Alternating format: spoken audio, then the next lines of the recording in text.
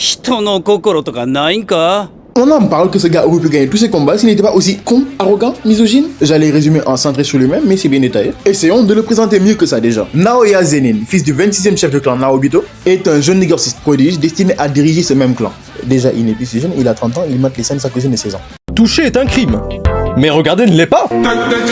Il a le même pouvoir que son vieux, 24 FPS, lui permet en gros de figer un adversaire qui n'arrive pas à suivre les prochains mouvements.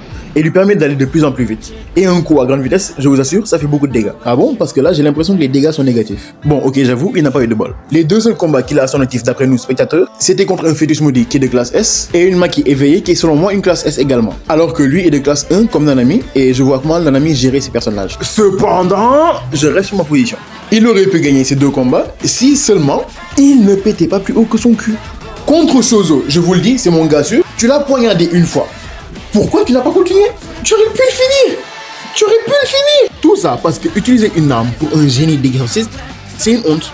Mais depuis quand? Et ensuite, contre Maki, il nous a montré une vitesse prodigieuse. Elle ne dépasse certainement pas celle de Tabura dans JJ Kamudoro. Allez voir la suite. Mais je vous assure que les coups qu'il donnait, si ce n'était pas Maki, il y aurait mort d'homme. Mais face à elle, déjà, il aurait pu utiliser une arme. Il l'a pas fait. Ok.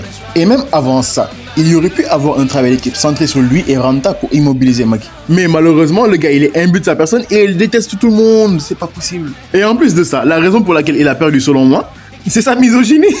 Je suis d'accord, Maki n'est pas aussi forte que Toji. Cependant, je suis persuadé que si c'était un homme en face, il n'aurait pas sous-estimé pareil.